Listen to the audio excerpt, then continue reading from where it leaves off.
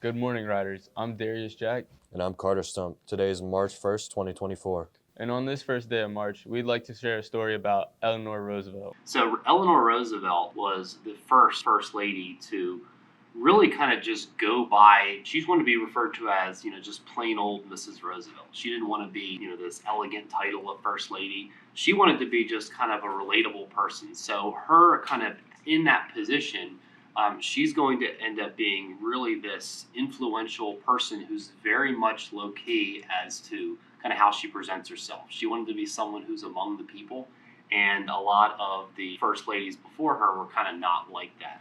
She's going to be very much involved in several movements while her husband was president.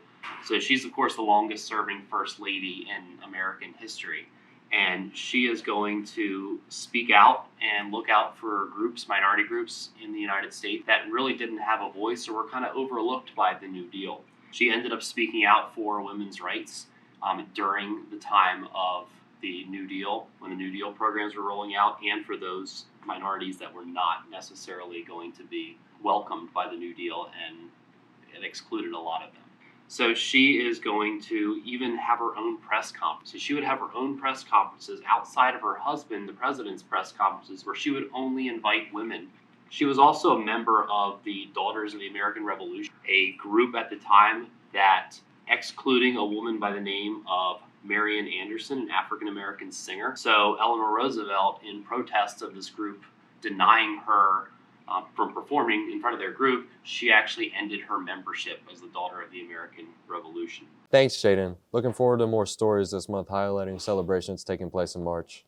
Speaking of special celebrations, let's go to Anthony's piece about the goddesses of love. It's the season of love, so let's talk about some gods of love from the ancient world. We're all familiar with the image of Cupid, but did you know that he comes from an ancient god?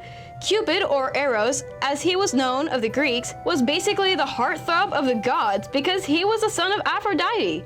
Aphrodite was the god of any romantic love, and she had some of the largest, most popular cults in all of Greece. A festival called Aphrodisia honored her by sacrificing a dove and ritualistically bathing a statue of her.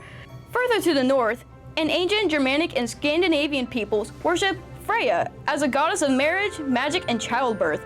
People would pray to her for help and manners of love, and would show their appreciation for her by singing songs of praise and romance. In ancient Egypt, the goddess Hathor was a major goddess with several roles, but she was primarily worshipped as a goddess of creation, love, and motherhood.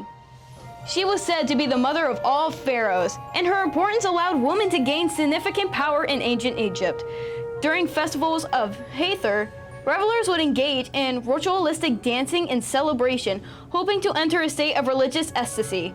For thousands of years, love has played a central role in the lives of humans, which is why love deities played such an important role in ancient pantheons, and why we celebrate Valentine's Day. Thanks, Anthony. Definitely didn't know all that tied into Valentine's Day. Musical students at CR have been practicing for the upcoming spring show.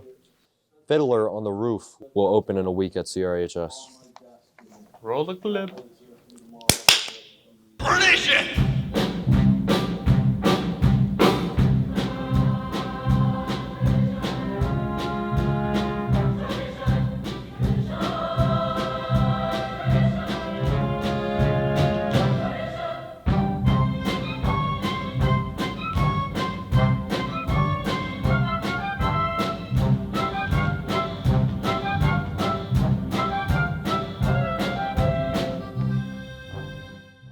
Thanks for the promo, Luke. Make sure to check out the show and be a part of CRHS tradition and performance.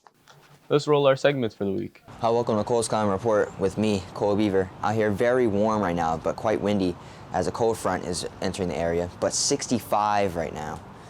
As we go into this weekend, Friday night into Saturday, we'll bring more showers with a coastal storm that will be impacting the region. As we go into the late part of the weekend and in the early next week, it will be dry and temps will be moderating up into the 50s and 60s again. What are you talking about? I'm doing crazy over there. Bugging. As we go into the middle of the late part of next week, another coastal storm will impact us here in the mid-Atlantic, bringing more showers, some heavier this time, maybe even a chance for some thunderstorms, as there will be enough Cape or storm juice in the atmosphere to produce those storms, as we see on the long-range models. But temps will still be in the 60s, maybe up near 70 again toward the middle to late part next week. I am Cole Beaver. I'll see you next week. Good morning, riders, and welcome back to Colts in Meeting with Ben. Today's episode is dedicated to Langston Hughes, and the quote reads, "A dream deferred is a dream denied." Putting off a dream until later won't make it any easier to achieve. It's now or never to put it into motion. What the? There's nothing there. I mean, that's it. That's all for today's episode. I'm Ben Daniel, and go Riders. Good morning, riders. I'm Max from Max Menu. Here's going to be a lunch menu for the week. Monday, we're going to be having chili cheese nachos or layered bean dip with Texas beans and fresh carrots. Tuesday, we're going to be having chicken and waffles with tater tots and steamed broccoli. Wednesday, we're going to be having mandarin chicken with rice and roll, green beans, and celery sticks. And Tuesday, we're going to be having buffalo mac and cheese with tomatoes and steamed peas.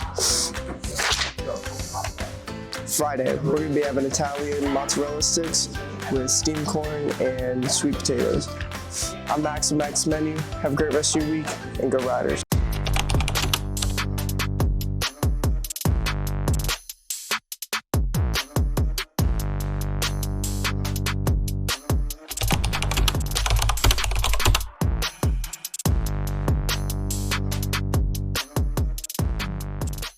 Thanks for all the info. That's all we have for this week. I'm Darius. And I'm Carter, and this is Rider News.